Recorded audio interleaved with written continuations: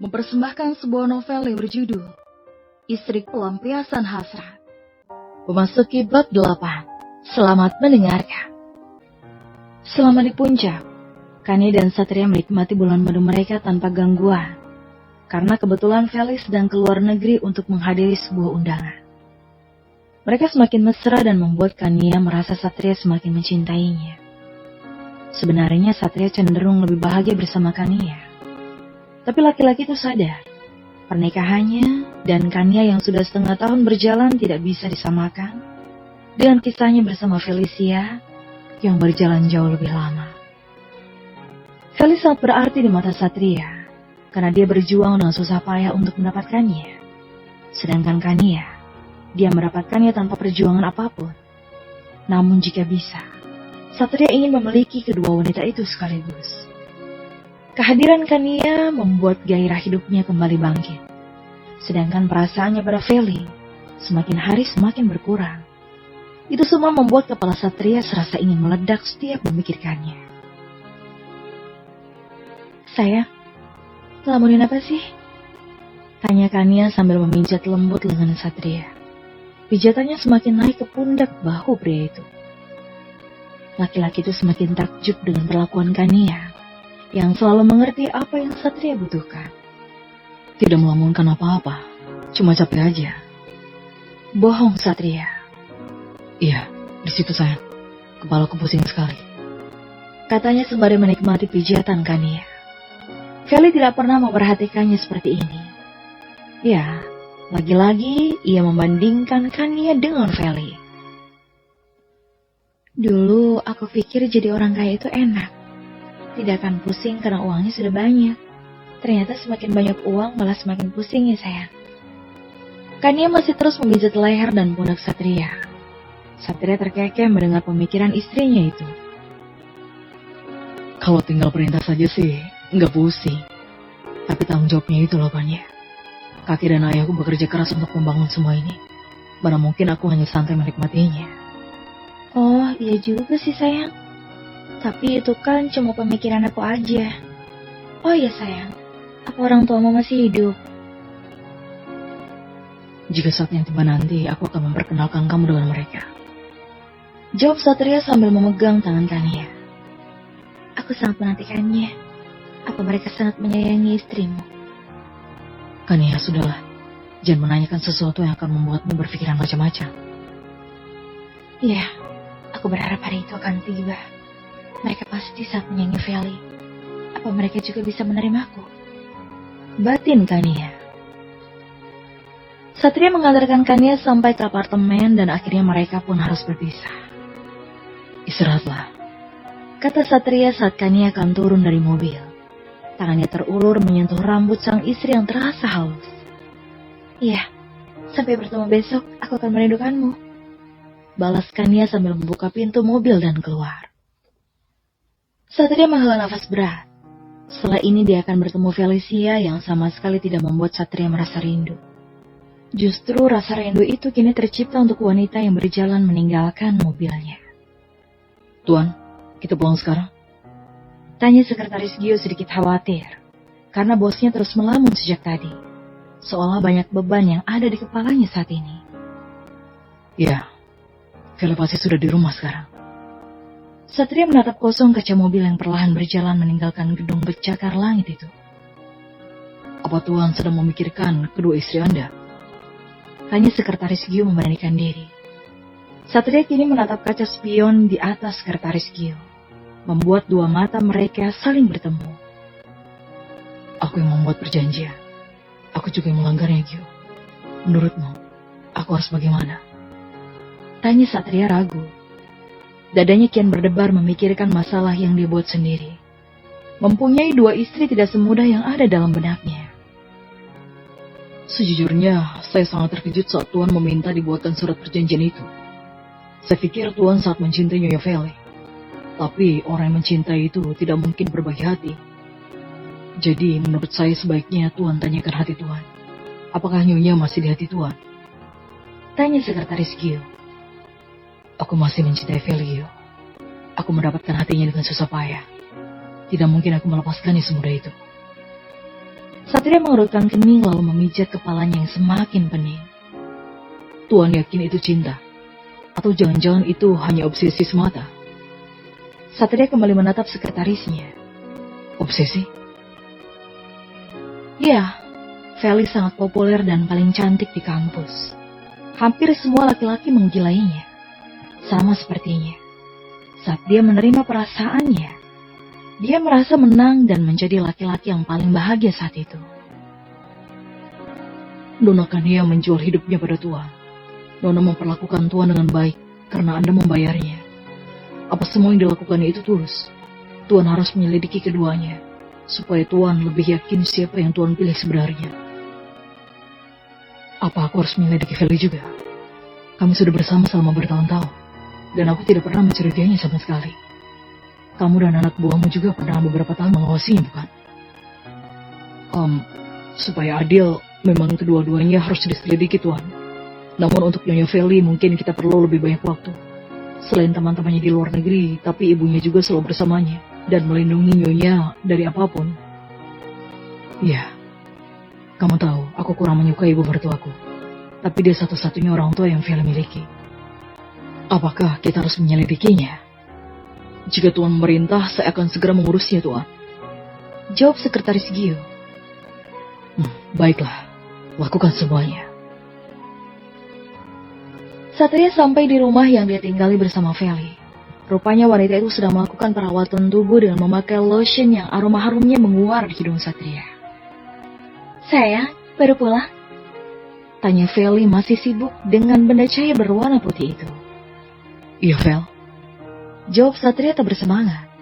Feli melihat penampilan suaminya yang terlihat kusut dan kelelahan.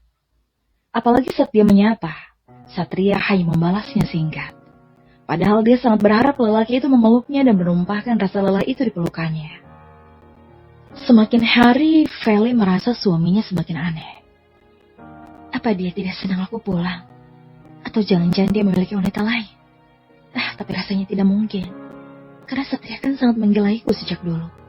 Dan aku sangat yakin, sampai sekarang dia sangat mencintaiku. Batin Feli. Kemudian Feli berjalan menghampiri suami yang sedang melepaskan kancing ke meja. Mau aku bantu? Tanya Feli. Lalu dia mengambil alih pekerjaan itu tanpa menunggu jawaban Satria. Satria memandangi wajah cantik istrinya, dan pikirannya kembali kacau.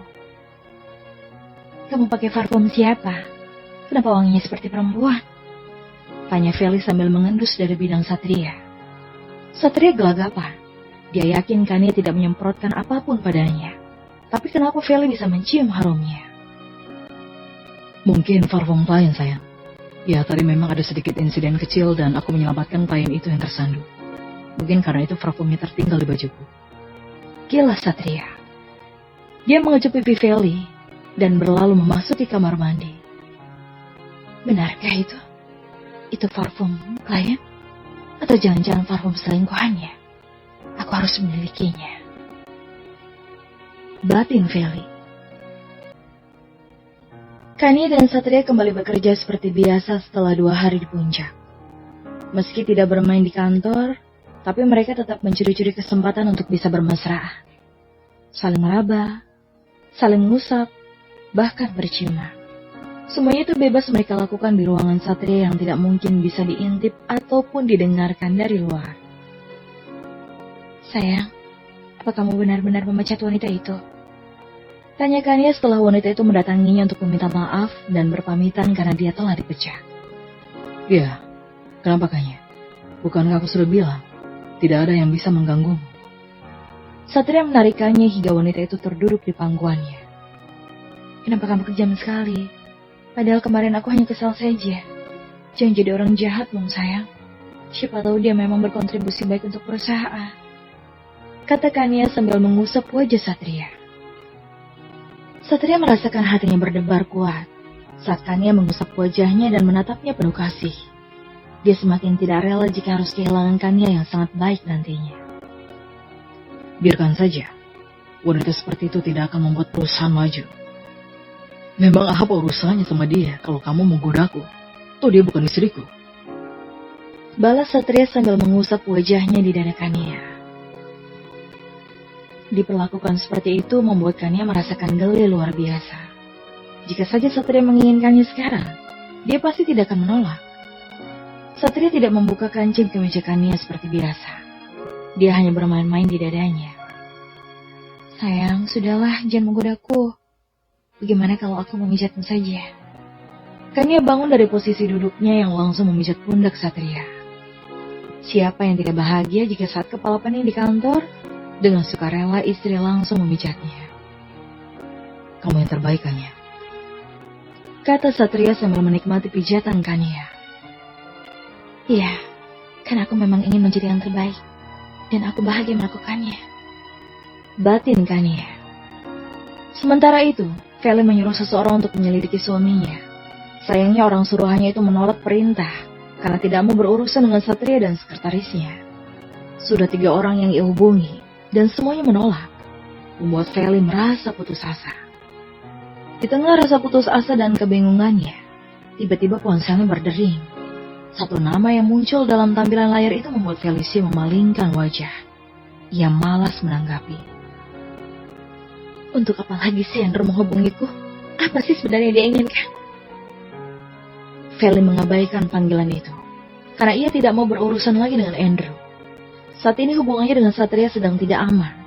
Kalau sampai Satria atau sekretarisnya tahu, maka tamat sudah riwayatnya. Andrew terus menghubungi Felicia, sampai akhirnya membuat wanita itu kesal dan memblokir nomornya. Namun tidak lama setelahnya, Feli menerima pesan dari nomor tadi kenal, yang mengatakan bahwa dia akan membantu menyelidiki suaminya. Karena rasa penasaran, Felicia menghubungi nomor itu.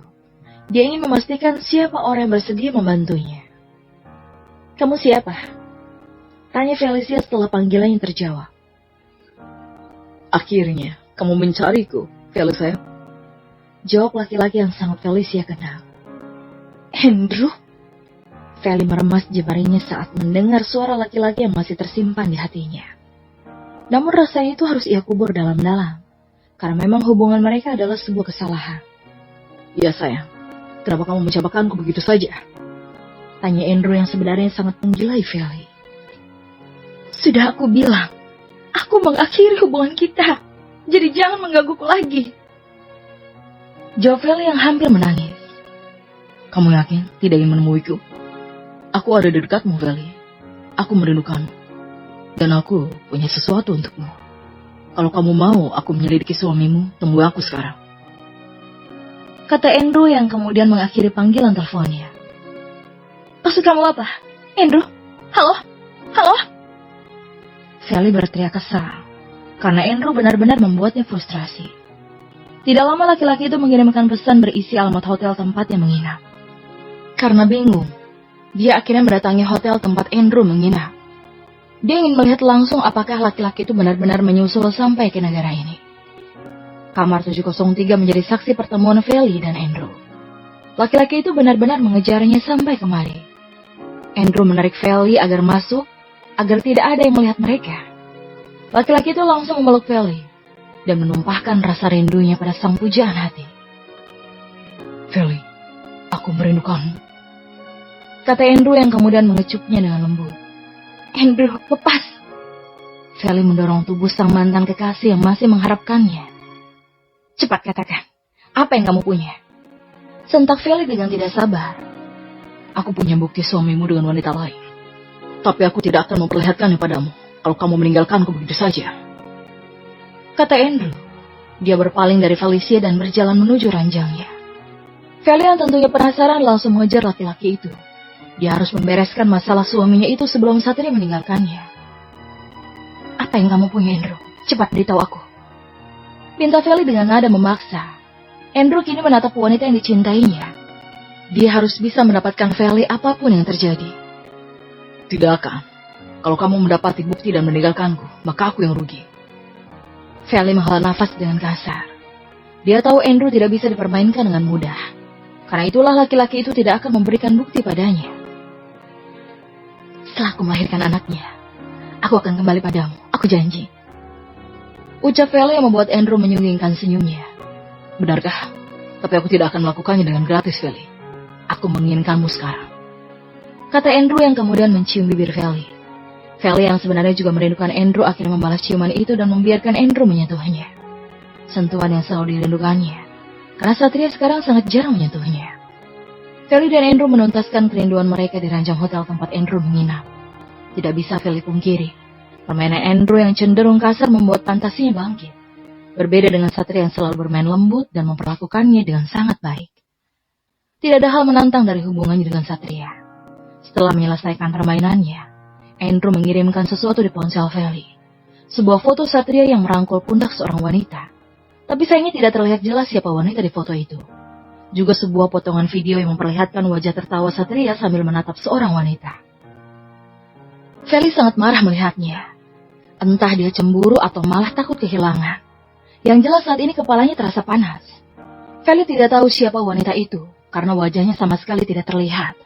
Membuatnya semakin yakin untuk melanjutkan penyelidikannya. Kamu harus mendapatkan informasi siapa wanita itu, Andrew. Kalau tidak, aku pasti akan kehilangan Satria. Dan Mama pasti tidak akan merestui kita. Kata Feli sambil mengepalkan tangannya. Emosinya sudah tidak tertahan lagi. Tenang, Vel. Selama kamu tidak mengkhianatiku, aku akan mencari tahu tentang suamimu. Tapi, kalau kamu berkhianat, aku tidak akan segan-segan membuatmu dibuang oleh suamimu yang sangat kaya itu. Kalau boleh jujur, aku lebih nyaman bersamamu, Andrew. Hanya saja mamaku. Aku tidak akan membiarkanmu dimiliki oleh orang lain, termasuk suamimu, Feli. Aku harus menarik simpatimu dulu, supaya kamu tetap bersamaku. Dan aku harap kamu akan mengandung anakku, bukan anak laki-laki itu. Batin Andrew bersambung.